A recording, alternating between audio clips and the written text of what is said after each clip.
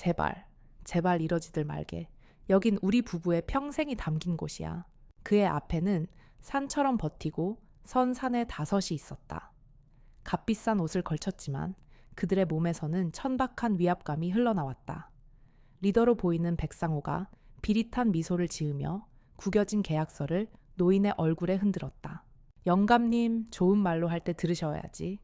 천무건설 마진석 회장님의 인내심에도 한계가 있습니다. 못 팔아.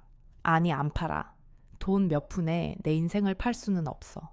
박 할아버지의 완고한 대답이 끝나기가 무섭게 백상호의 손이 날아와 국밥 그릇이 끓고 있던 뚝배기를 쳐냈다.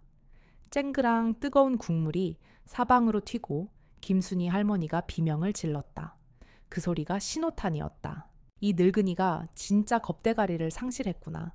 백상호의 욕설과 함께 그의 주먹이 박 할아버지의 얼굴을 강타했다. 컥 소리와 함께 노인의 몸이 종이장처럼 구겨지며 바닥으로 쓰러졌다.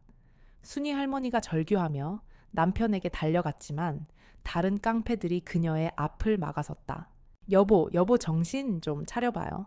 백상호는 쓰러진 노인의 가슴팍을 구둣발로 짓밟으며 비웃었다. 그의 눈에는 한 점의 동정심도 없었다. 오직 약자를 향한 경멸과 잔인한 쾌감만이 가득했다. 골목 안노부부의 처절한 비명과 깡패들의 역겨운 웃음소리만이 울려 퍼지고 있었다. 바로 그때 식당 문이 조용히 열렸다.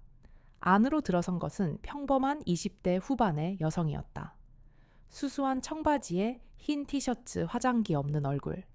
하지만 그녀의 눈빛은 골목의 어둠보다 깊고 차가웠다. 그녀는 대한민국 육군 특수전사령부 제707 특수임무단 소속 이수연 중사였다. 그녀는 휴가를 맞아 잠시 부모님 댁에 들렀다가 어릴 적 자주 찾던 이 국밥집의 온기가 그리워 발걸음을 한 터였다. 그러나 그녀의 눈앞에 펼쳐진 광경은 따뜻한 국밥의 추억이 아닌 지옥의 한 단면이었다. 백상호는 새로 들어온 여자를 흘끗 보더니 귀찮다는 듯 손을 휘저었다. 뭐야, 여긴 볼일 없으니까 꺼져. 수연은 그의 말을 듣지 못했다. 그녀의 시선은 바닥에 쓰러져 신음하는 박 할아버지와 절망에 빠져 눈물 흘리는 순이 할머니에게 고정되어 있었다. 18년 군 생활 그녀가 지키고자 맹세했던 국민의 모습이었다. 이거 놓고 말해. 수연의 목소리는 낮고 조용했지만 그 안에 담긴 냉기는 깡패들의 오만함을 순식간에 얼려버렸다. 백상호가 잠시 멈칫했다. 그는 여자의 눈에서 자신들이 지금껏 마주해왔던 약자의 두려움과는 전혀 다른 강철 같은 무언가를 보았다. 뭐라고 이 계집애가 지금. 백상호의 말이 채 끝나기도 전에 수연의 몸이 움직였다. 그것은 폭발이라기보다는 흐름에 가까웠다. 그녀는 순식간에 거리를 좁혀 백상호의 발목을 걷어찼다. 우드득 뼈가 부서지는 소름 끼치는 소리와 함께 거구의 사내가 비명을 지르며 쓰러졌다. 다른 깡패들이 경악하며 주먹을 휘둘렀지만 그들의 공격은 허공만을 갈랐다. 수연은 마치 춤을 추듯 그들의 공격을 피하며 팔꿈치와 무릎을 사용해 정확하게 급소를 가격했다. 턱, 명치, 관자놀이. 그녀의 손길이 닿는 곳마다 비명과 함께 육중한 몸들이 쓰러져 나갔다. 마지막 남은 깡패가 겁에 질려 칼을 뽑아들었다. 하지만 칼날이 햇빛을 보기도 전에 수연의 손이 번개처럼 그의 손목을 꺾었다. 뚜둑. 비명조차 지르지 못한 채 사내는 무릎을 꿇었다. 모든 것이 단 10초 안에 일어난 일이었다. 수연은 피 한 방울 묻히지 않았지만 바닥에는 5명의 장정이 고통 속에 나뒹굴고 있었다. 식당 안에는 잠시 정적이 흘렀다. 고통스러운 신음소리만이 그 정적을 깨고 있었다. 이수연은 방금 전에 살벌한 기운을 거두고 걱정스러운 얼굴로 박철민 할아버지에게 다가가 그의 몸을 부축했다. 괜찮으십니까? 어르신 다친 곳은 없으세요? 아가씨는 누구? 박 할아버지는 겁에 질린 눈으로 그리고 경이로운 눈으로 수연을 바라봤다. 김순희 할머니는 아직도 상황이 믿기지 않는 듯 떨리는 손으로 입을 막고 있었다. 그 순간 골목 저편에서 누군가 황급히 스마트폰을 주머니에 넣고 사라졌다. 그의 화면에는 업로드 중이라는 작은 글씨가 떠 있었다. 곧이어 요란한 사이렌 소리와 함께 경찰 2명이 들이닥쳤다. 그러나 그들의 눈은 쓰러진 노부부가 아닌 바닥에 나뒹구는 백상호와 그 일당에게 먼저 향했다. 그들의 눈빛이 미세하게 흔들렸다. 백 실장님, 이게 어찌 된 일입니까? 경찰 중 한 명인 김 경장이 당황하며 백상회에게 달려갔다. 백상호는 부러진 발목을 붙잡고 신음하면서도 경찰을 보자 안도하는 미소를 지었다. 그는 수연을 턱짓으로 가리켰다. 저 미친년이 다짜고짜 우리를 공격했어. 김 경장의 시선이 칼날처럼 수연에게 향했다. 그는 다친 노부부는 안중에도 없다는 듯 수연의 앞을 막아서며 권위적으로 소리쳤다. 당신 누구요? 신분증 제시하세요. 그리고 이 사람들에게 가한 폭력에 대해 해명해야 할 겁니다. 상황은 순식간에 역전되었다. 가해자는 피해자가 되었고 의인은 범죄자 취급을 받고 있었다. 수연의 눈썹이 꿈틀했다. 그녀는 군대보다 더 부조리한 현실과 마주하고 있었다. 한편 인터넷 세상에서는 국경일 대낮 여성 한 명이 조폭 5을 제압하다라는 제목의 영상이 무서운 속도로 퍼져나가기 시작했다. 결국 이수연은 경찰서에서 몇 시간 동안 조사를 받은 후에야 풀려날 수 있었다. 명백한 정당방위였지만 경찰은 그녀를 잠재적 피의자처럼 대했다. 그녀가 집으로 돌아왔을 때 세상은 이미 뒤집혀 있었다. 충격 영상 국밥집의 여전사, 조폭 5을 맨손으로 그녀는 누구인가? 스마트폰 화면은 온통 자신의 이야기로 도배되어 있었다. 누군가 멀리서 찍은 영상은 흐릿했지만 그녀의 날렵한 움직임과 상대방을 제압하는 기술은 선명하게 담겨 있었다. 댓글창은 전쟁터였다. 그녀를 영웅으로 칭송하는 의견과 과도한 폭력이라며 비난하는 의견이 팽팽하게 맞섰다. 그리고 최악의 상황이 벌어졌다. 네티즌 수사대가 그녀의 희미한 얼굴과 군인 특유의 자세를 근거로 신상을 파헤치기 시작했고 곧 제707 특수임무단이라는 키워드가 실시간 검색어에 오르내리기 시작했다. 그때 지옥의 벨소리처럼 휴대폰이 울렸다. 발신자는 부대 지휘관인 박진우 중령이었다. 수연은 마른 침을 삼키며 전화를 받았다. 충성, 이수연 중사입니다. 이 중사, 지금 이게 어떻게 된 상황인지 설명해봐. 왜 대한민국 최고의 특수부대 요원이 길거리 깡패들과 패싸움을 하고 그게 전국으로 생중계되고 있는 거지. 박중령의 목소리는 분노로 떨리고 있었다. 그는 결과가 아닌 과정을 문제 삼고 있었다. 특수부대원의 정체는 국가 기밀에 준하는 보안 사항이었다. 그녀의 행동은 부대 전체의 명예와 안전을 위협하는 행위였다. 민간인을 보호해야 했습니다. 그 방식이 틀렸다는 거야. 이 중사 자네의 휴가는 취소됐네. 즉시 부대로 복귀하도록. 이건 명령이다. 전화가 끊겼다. 수연은 차가운 휴대폰을 손에 쥔 채 허탈하게 서 있었다. 세상은 그녀에게 영웅이라 환호했지만 그녀가 목숨처럼 여기는 군대는 그녀에게 실수를 저질렀다고 말하고 있었다. 영웅도 군인도 아닌 경계선 위에서 그녀는 완벽하게 혼자가 되었다. 이수연이 부대로 복귀하기 위해 짐을 꾸리는 동안 세상은 그녀의 의도와는 정반대로 흘러가고 있었다. 강남의 마천루 꼭대기 천무건설의 심장부에서 마진석 회장은 불쾌한 표정으로 자신의 태블릿 PC에 떠있는 영상을 내려다보고 있었다. 시시한 깡패 놈들 하나 제대로 처리 못해서 일을 이 지경으로 만들어 그의 옆에 선 비서가 땀을 흘리며 고개를 숙였다. 마 회장은 영상 속 수연의 얼굴을 확대했다. 그의 눈빛은 뱀처럼 차가웠다. 그는 짧게 전화 한 통을 걸었다. 상대방이 누구인지는 알 수 없었지만 그의 목소리는 모든 것을 설명해 주었다. 김 부장, 인터넷에 떠도는 시끄러운 팔이 좀 치워주게.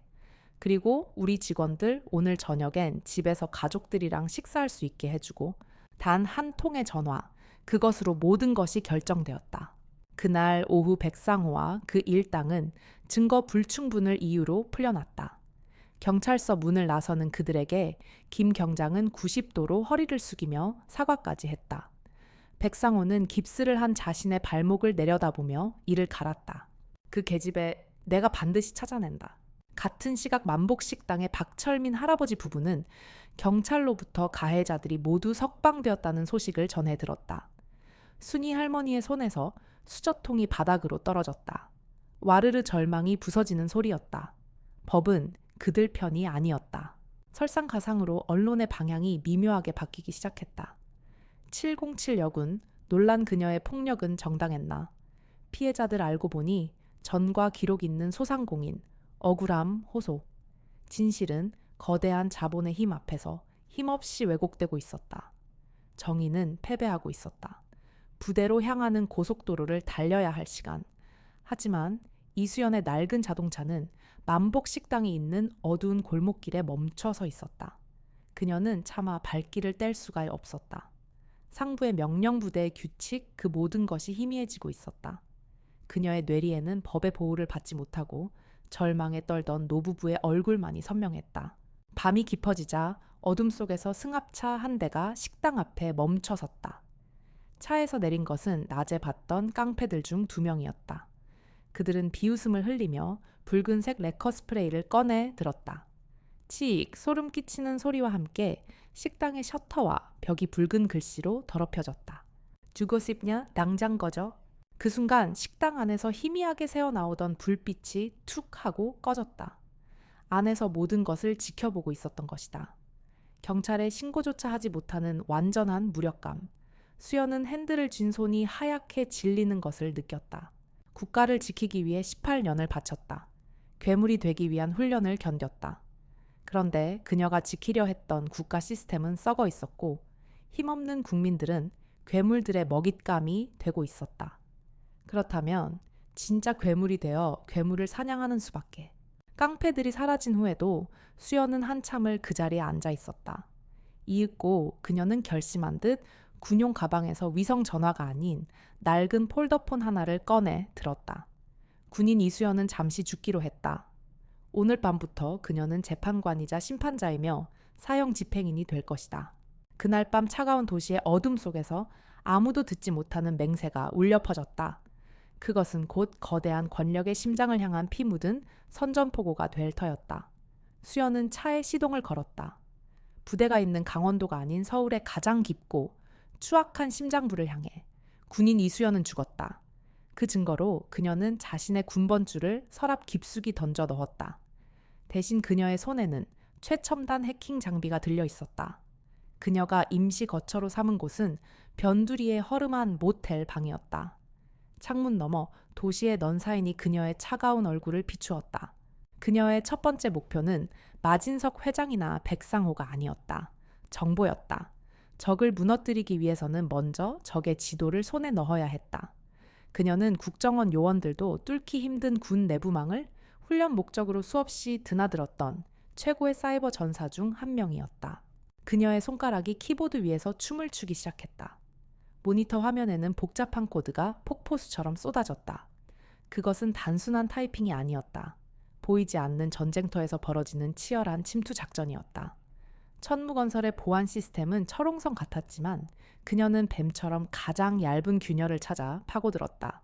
몇 시간에 걸친 사투 끝에 마침내 Access Granted라는 녹색 글자가 화면에 떠올랐다. 그녀는 즉시 회사의 내부 서버에 잠입해 모든 데이터를 긁어모으기 시작했다. 수십 기가바이트의 비밀 장부, 불법 자금 흐름 정관계 로비 리스트 차명 계좌 내역까지. 그녀의 노트북 화면에 거대한 거미줄 같은 관계도가 그려졌다. 중앙에는 독거미 마진석이 있었고 그에게서 뻗어나간 줄은 행동대장 백상호뿐만 아니라 유력 정치인 경찰 고위 간부 언론사 사주에게까지 연결되어 있었다.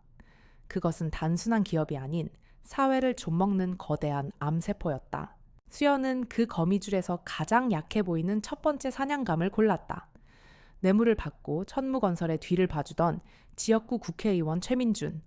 수연의 입가에 얼음장 같은 미소가 걸렸다. 이제 사냥의 시간이었다.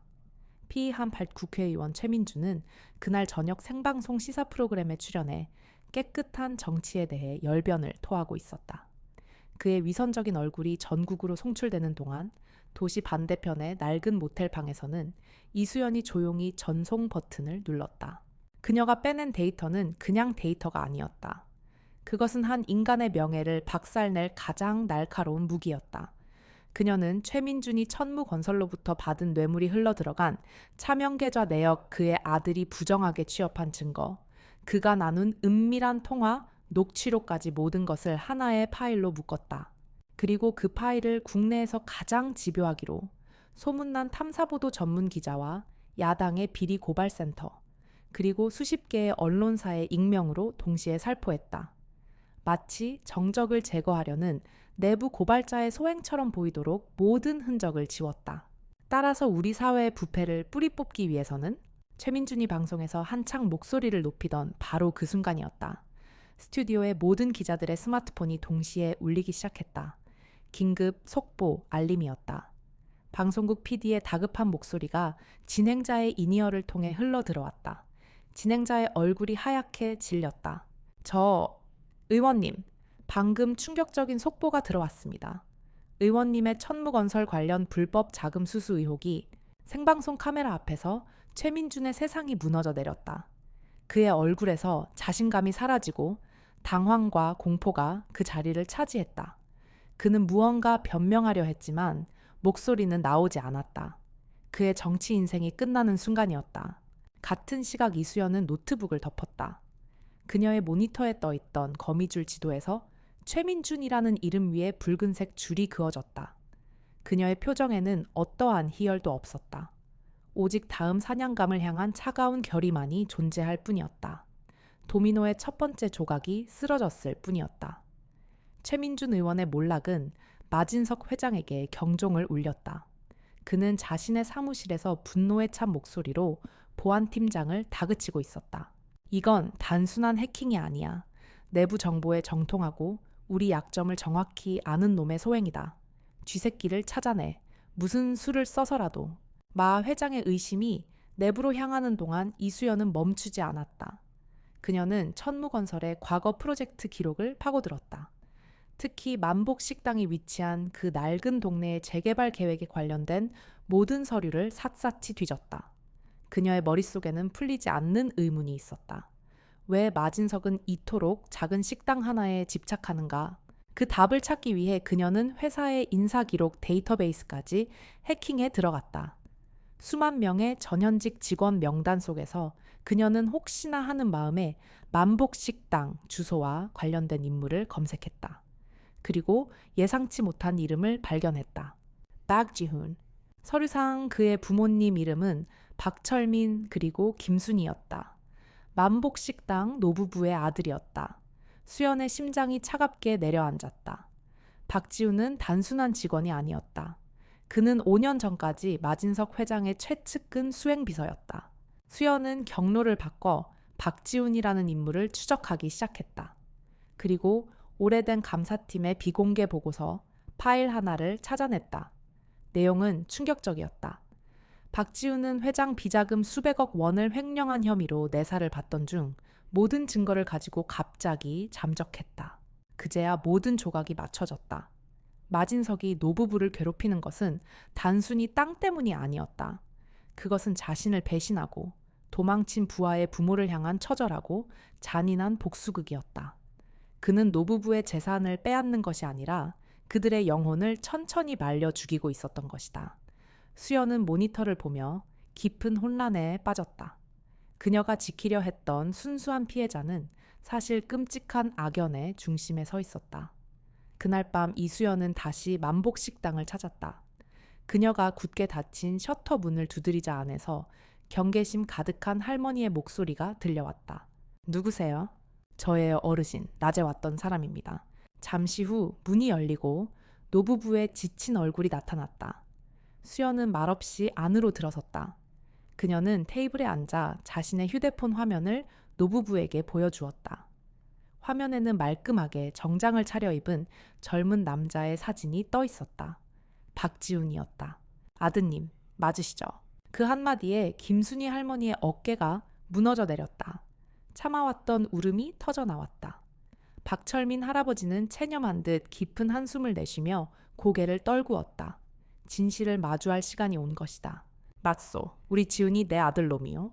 박 할아버지의 목소리는 갈라져 있었다. 그는 수치심과 슬픔 속에서 지난 5년간의 이야기를 털어놓았다. 똑똑했지만 야망이 컸던 아들. 마진석의 돈과 권력에 취해 괴물이 되어갔던 아들. 그리고 너무 늦게야 자신의 잘못을 깨닫고 모든 것을 되돌리려 했던 아들의 마지막 모습까지. 그놈이 마 회장의 비자금 장부와 함께 돈을 훔쳐 달아났소. 우리더러 같이 떠나자고 했지만 우린 그럴 수 없었소. 여기가 우리의 뿔인데 어딜 가겠소. 아들은 그날 이후로 연락이 끊겼다. 노부부는 아들의 생사도 모른 채 마진석의 잔인한 복수를 온몸으로 감당하며 5년을 버텨왔던 것이다.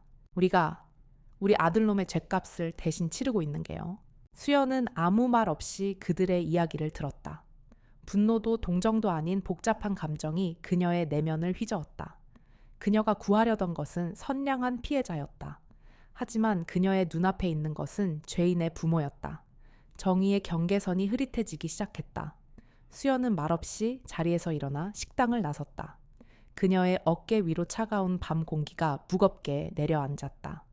모텔 방으로 돌아온 이수연은 밤새 잠들지 못했다. 그녀의 머릿속은 선과 악의 경계가 무너진 회색 지대에서 길을 잃고 헤맸다. 죄인의 부모를 위해 싸우는 것이 과연 정의일까? 그녀의 복수는 정당한가? 수많은 질문이 그녀를 괴롭혔다. 하지만 동이틀 무렵 그녀는 마침내 답을 찾았다.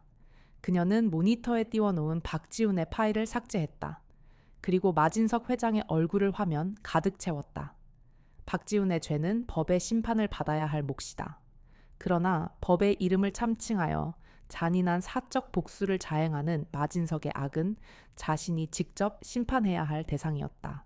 그녀의 눈빛이 다시 차갑게 빛나기 시작했다. 더 이상 망설임은 없었다. 그녀는 자신의 작전 파일 이름을 새로 정했다. 독사 사냥. 목표는 마진석 단 한 명이었다. 같은 시각 마진석의 사무실에는 무거운 침묵이 흐르고 있었다. 그의 보안팀장이 떨리는 손으로 보고서를 내밀었다. 회장님, 해커의 신원을 알아냈습니다. 마진석이 보고서를 펼쳤다. 그 안에는 한 여성의 증명사진과 함께 빼곡한 신상 정보가 적혀 있었다. 이수연, 제707 특수임무단 현역 중사. 국밥집에서 자신의 부하들을 쓰러뜨렸던 바로 그 여자였다. 특전사 마진석의 얼굴에서 웃음기가 사라졌다. 그는 상황의 심각성을 깨달았다. 이것은 단순한 복수극이 아니었다. 대한민국 최정계 살인 병기가 자신을 노리고 있는 것이다. 그는 더 이상 백상호 같은 삼류 깡패들을 쓸 수 없다고 판단했다. 그는 비밀 금고에서 암호화된 위성 전화를 꺼내 번호를 눌렀다. 신호음이 몇 번 울리고 저편에서 쇳소리 같은 목소리가 들려왔다. 오랜만이군, 최 실장. 청소가 필요한 벌레가 한 마리 생겼네. 아주 성가신 놈이야. 사냥꾼은 이제 사냥감이 되었다. 서울의 어둠 속에서 보이지 않는 또 다른 전쟁이 시작되고 있었다. 다음 목표는 천무건설의 비호 세력인 경찰서장 조철중이었다. 이수연은 조 서장이 뇌물을 수수하는 현장을 덮치기 위해 며칠간의 추적 끝에 그가 나타날 폐공사장을 특정했다. 칠흑 같은 어둠과 거센 빗줄기가 그녀의 은신을 도왔다. 하지만 그녀가 건물 깊숙이 진입한 순간 함정이라는 것을 깨달았다. 사방에서 강력한 서치라이트가 켜지며 그녀의 눈을 멀게 했다. 동시에 그녀의 몸에 여러 개의 붉은 레이저 포인터가 점처럼 찍혔다. 어서 와, 이수연 중사. 기다리고 있었다. 2층 난간에서 들려온 목소리는 쇠를 긁는 듯했다. 마진석이 말했던 최 실장이었다. 그와 함께 어둠 속에서 그림자처럼 나타난 것은 전직 용병 출신들로 구성된 최정계 민간 군사기업 요원들이었다. 백상호의 깡패들과는 차원이 다른 진짜 살인 전문가들이었다. 마 회장님께서 4가지 벌레 한 마리 때문에 골치 아픈 건 딱 질색이라고 하시더군. 최 실장의 말이 끝나자마자 총성이 울렸다. 소음기가 장착된 총구에서 나온 총알이 수연의 귓가를 스쳤다. 수연은 본능적으로 몸을 날려 콘크리트 기둥 뒤로 몸을 숨겼다. 방역할 화기조차 없는 절대적으로 불리한 상황. 하지만 그녀는 707의 요원이었다. 그녀에게는 지형 자체가 무기였다. 그녀는 어둠 속으로 사라졌다가 등 뒤에서 나타나 적의 목을 꺾었다. 쇠 파이프를 휘둘러 적의 다리를 부러뜨리고 흩어진 자갈을 던져 시선을 교란했다. 전투는 처절했다. 그녀의 옆구리에 칼날이 스쳐 지나가며 붉은 피가 배어 나왔다. 용병 한 명의 주먹에 입술이 터졌다. 하지만 그녀는 고통을 느낄 시간조차 없었다. 생존 본능이 그녀의 몸을 지배했다. 마침내 그녀가 마지막 요원을 쓰러뜨리고 최 실장과 마주했을 때 그녀는 이미 한계에 다다른 상태였다. 최 실장이 비웃으며 그녀에게 달려드는 순간 수연은 마지막 힘을 다해 지지대를 걷어찼다. 와르르 쌓여있던 철골 구조물이 무너지며 그들의 사이를 가로막았다. 그 틈을 이용해 수연은 피 속으로 그리고 어둠 속으로 사라졌다. 그녀는 간신히 살아남았지만 적들은 이제 그녀의 목숨을 노리고 있었다. 어느 항구에 버려진 컨테이너 박스 안 이수연은 거친 숨을 몰아쉬며 스스로 상처를 치료하고 있었다. 소독약이 찢어진 살갗에 닫자 지독한 고통이 밀려왔지만 그녀는 신음소리 하나 내지 않았다. 이 육체적 고통은 그녀가 마주한 거대한 절망감에 비하면 아무것도 아니었다. 최 실장과 용병들의 등장은 그녀의 계획을 송두리째 흔들어 놓았다. 거미줄의 장아지를 하나씩 쳐내는 방식으로는 부족했다. 그들이 다시 자신을 찾아내기 전에 거미줄의 심장 독거미의 머리를 직접 부셔야만 했다. 그녀는 고통을 잊기 위해 노트북을 켜고 처음 해킹했던 데이터들을 다시 훑어보기 시작했다. 죽음의 문턱에서 살아 돌아온 경험은 그녀에게 새로운 시각을 주었다. 그녀는 무심코 지나쳤던 배신자 박지훈이 남긴 암호화된 개인 메모 파일 하나를 발견했다. 파일을 열자 의미를 알 수 없는 단어들의 나열이 나타났다. 하지만 수많은 암호 해독 훈련을 받은 그녀의 눈에는 그것이 단순한 낙서가 아닌 정교하게 짜인 메시지라는 것이 보였다. 그녀는 몇 시간 동안 키보드를 두드려 마침내 그 문장을 해독해냈다. 용은 도시의 가장 높은 곳에서 모든 것을 내려다본다. 그의 영리는 그림 뒤에 숨겨져 있다. 수연의 심장이 세차게 뛰었다. 용롱, 암흑께서 불리는 마진석 회장의 별명이었다. 도시의 가장 높은 곳은 천무타워의 펜트하우스, 그의 개인 집무실을 의미하는 것이 틀림없었다. 그리고 영린 니린, 건드리면 용을 죽일 수도 있다는 치명적인 약점. 박지훈이 훔치지 못했던 혹은 훔칠 필요가 없었던 마진석의 모든 죄악이 담긴 원본 데이터. 그것은 바로 그의 사무실 그림 뒤 어딘가에 숨겨져 있었다. 수연은 노트북 화면에 떠있는 천무타워의 사진을 노려보았다. 그것은 하늘을 찌를 듯한 현대판 바벨탑이자 난공불락의 요새였다. 그녀의 마지막 사냥터였다. 목표는 정해졌다. 이제 무대를 만들 차례였다. 이수연은 며칠 동안 컨테이너 박스 밖으로 한 발짝도 나가지 않고 오직 천무타워 침투 계획에만 몰두했다. 그것은 자살행위나 다름없는 불가능에 가까운 작전이었다. 그녀의 노트북 화면에는 천무타워의 설계 도면이 펼쳐져 있었다. 수백 개의 CCTV 위치 적외선, 감지기의 작동 범위 경비원들의 순찰 동선까지 그녀는 건물의 모든 혈관과 신경을 자신의 머릿속에 집어넣었다. 기회는 단 한 번뿐이었다. 이틀 후 천무건설은 창립 30주년을 기념하는 대규모 미디어 행사를 개최할 예정이었다. 장소는 천무타워 1층 로비. 마진석 회장을 비롯한 모든 임원과 수백 명의 기자들, 정재계 인사들이 모일 터였다. 모든 보안 역량이 1층에 집중될 그 시간이 하늘의 펜트하우스를 칠 절호의 기회였다. 그녀는 복수극의 마지막 장을 가장 화려하게 장식하기로 마음먹었다. 마진석이 자신의 성공을 자축하는 바로 그 순간 그의 왕국이 무너져 내리는 모습을 전국에 생중계하는 것. 그것이야말로 가장 완벽한 심판이었다. 수연은 철저하게 움직였다. 인터넷을 통해 타워의 청소 용역 업체의 유니폼을 구했다. 낡은 전자상가에서 구한 부품들로 CCTV 화면을 5초간 루핑시킬 수 있는 소형 장치를 만들었다. 그녀는 자신의 몸이 허락하는 한 컨테이너 안에서 로프를 이용한 수직 침투 훈련을 반복했다. 작전 당일 새벽 그녀는 깨진 거울 앞에 섰다. 잿빛의 청소부 유니폼 아래에는 군용 침투 장비가 감춰져 있었다. 거울 속 자신의 모습은 더 이상 군인 이수연이 아니었다. 그녀는 제국의 심장의 비수를 꼽기 위해 어둠 속에서 나타난 이름 없는 망령이었다. 그녀의 눈에는 오직 마지막 임무를 향한 강철 같은 의지만이 불타고 있었다. 천무건설 창립 30주년 기념 행사의 밤은 화려했다. 대한민국을 움직이는 모든 권력자들이 모여 마진석 회장의 성공을 찬양하고 있었다. 스포트라이트를 받으며 무대에 오른 마 회장은 오만한 미소와 함께 연설을 시작했다. 존경하는 내외의 귀빈 여러분, 저희 천무건설은 지난 30년간 오직 정직과 신뢰를 바탕으로 그가 위선을 설파하는 동안 이수연은 건물의 가장 어두운 혈관을 타고 위로 오르고 있었다. 청소부 복장으로 위장한 그녀는 삼엄한 경비를 뚫고 비상용 환풍구로 진입했다. 한 줄기 로프에 의지한 채 그녀는 수직으로 수십 미터를 기어올라 마침내 펜트하우스 층에 도달했다. 마 회장의 개인 집무실은 최첨단 보안 시스템으로 잠겨 있었다. 하지만 그녀는 이미 설계도를 통해 시스템의 약점을 파악한 상태였다. 그녀가 만든 소형 EMP 장치가 잠시 동안 전력을 차단한 틈을 타 그녀는 유령처럼 문을 열고 안으로 들어섰다.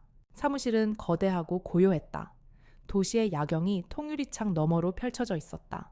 수연은 박지훈의 메시지를 따라 벽에 걸린 거대한 용 그림으로 다가갔다. 그녀가 그림의 눈 부분을 누르자 벽이 소리 없이 열리며 거대한 비밀 금고가 모습을 드러냈다. 지문과 홍채 암호까지 요구하는 3중 잠금 장치. 하지만 박지훈은 다른 길을 남겨두었다. 그는 마진석의 편집증적인 성격을 이용해 비상시에 대비한 아날로그 방식의 해제 장치를 만들어 두었던 것이다. 수연은 금고의 특정 지점들을 군용 대검으로 동시에 가격했다. 그러자 육중한 금고 문이 둔탁한 소리를 내며 열렸다. 금고 안에는 돈다발이나 보석이 아닌 낡은 가죽 장부 한 권이 들어있었다. 마진석이 직접 기록한 그의 모든 범죄 연대기. 수연은 휴대용 스캐너와 송신 장치를 꺼내 장부와 연결했다. 아래층에서 마 회장의 연설이 절정에 달하고 있었다. 이제 저희 천무건설은 위대한 100년의 역사를 향해 나아갈 것입니다. 박수갈채가 터져나왔다. 바로 그 순간 펜트하우스의 어둠 속에서 수연이 전송 버튼을 눌렀다. 심판의 막이 올랐다. 1층 로비의 대형 스크린. 마진석 회장의 빛나는 미래를 약속하던 홍보 영상이 갑자기 멈췄다. 화면이 검게 변하자 장내에 있던 모든 사람들이 의아한 표정으로 스크린을 바라보았다. 잠시 후 화면에 나타난 것은 마 회장의 힘찬 필체로 쓰인 낡은 장부의 첫 페이지였다. 김영재 검사장 스위스 계좌로 5억 원 송금 완료. 사람들이 웅성거리기 시작했다. 장내에 있던 김영재 검사장의 얼굴이 하얗게 질렸다. 그것이 시작이었다. 화면은 책장이 넘어가듯 빠르게 바뀌었다. 국회의원, 경찰청장, 언론사 사주에게 건네진 검은 돈의 기록, 반대파를 폭력으로 진압하라는 지시, 만복식당을 철거하기 위해 백상호를 동원했다는 내용까지. 마진석이 직접 기록한 범죄의 역사가 수백 명의 눈앞에 그리고 전국으로 송출되는 생방송 카메라 앞에 낱낱이 펼쳐지고 있었다. 저거 꺼 당장 끄란 말이야. 마진석이 무대 위에서 악을 썼지만 기술팀은 속수무책이었다. 외부에서 해킹으로 송출되는 영상을 막을 방법이 없었다. 행사장엔 아수라장이 펼쳐졌다. 기자들은 미친 듯이 카메라 플래시를 터뜨렸고 장부의 이름이 언급된 자들은 쥐 죽은 듯 조용해지거나 황급히 자리를 뜨려 했다. 마진석의 화려한 제국이 그의 눈앞에서 산산조각 나고 있었다. 그의 성공을 축하하기 위해 만들어진 무대는 이제 그의 처형대가 되었다. 같은 시각 모든 혼란을 펜트하우스의 작은 모니터로 지켜보던 이수연은 조용히 장비를 챙겼다. 그녀는 진짜 가죽 장부를 방수 가방에 넣었다. 그녀의 임무는 끝났다. 그녀는 자신이 들어왔던 흔적을 모두 지우고 창문 밖으로 로프를 던졌다. 도시의 밤속으로 유령처럼 사라지는 그녀의 등 뒤로 천무타워를 향해 달려오는 수십 개의 경찰차, 사이렌 소리가 울려 퍼지기 시작했다. 다음 날 대한민국은 발칵 뒤집혔다. 천무 게이트라 불리게 된 이 사건은 사회의 모든 치부를 드러냈다. 마진석 회장을 비롯해 장부의 이름이 올랐던 수십 명의 정재계 법조계 인사들이 줄줄이 구속되었다. 천무건설의 주식은 휴지 조각이 되었고 거대한 제국은 하룻밤 사이에 잿더미로 변했다. 세상은 얼굴 없는 의인의 정체를 궁금해했다. 사람들은 국밥집 영상의 707 여군을 떠올렸지만 그 어떤 증거도 없었다. 이수연은 처음부터 그 자리에 없었던 사람처럼 완벽하게 세상에서 증발해 있었다. 그녀는 자신의 임시 거처에서 모든 뉴스를 지켜보고 있었다. TV 속에서 괴물들이 수갑을 차는 모습을 보았지만 그녀의 얼굴에는 아무런 표정도 떠오르지 않았다. 복수는 끝났다. 이제 그녀 자신의 죗값을 치를 시간이었다. 그녀는 국무이탈자이자 수많은 불법 행위를 저지른 범법자였다. 그녀는 모든 것을 정리하고 마지막으로 만복 식당이 있는 골목을 찾았다. 차 안에서 멀리 바라본 식당은 평온을 되찾아 있었다. 붉은 레커는 지워졌고 창문 너머로 노부부가 마주 앉아 조용히 저녁 식사를 하는 모습이 보였다. 순이 할머니의 눈가에 흐르는 눈물은 더 이상 공포가 아닌 안도의 눈물이었다. 그것으로 충분했다. 수연은 차를 돌려 마지막 목적지로 향했다. 부패한 검찰이나 경찰이 아닌 가장 강직하기로 소문난 한 시민단체의 사무실 앞이었다. 그녀는 모자와 마스크로 얼굴을 가린 채 안으로 들어가 안내 데스크에 가죽 장부가 담긴 소포를 내려놓았다. 이 안에 우리 사회를 병들게 한 괴물이 들어 있습니다. 부디 그 괴물을 햇빛 아래에서 영원히 불태워 주십시오.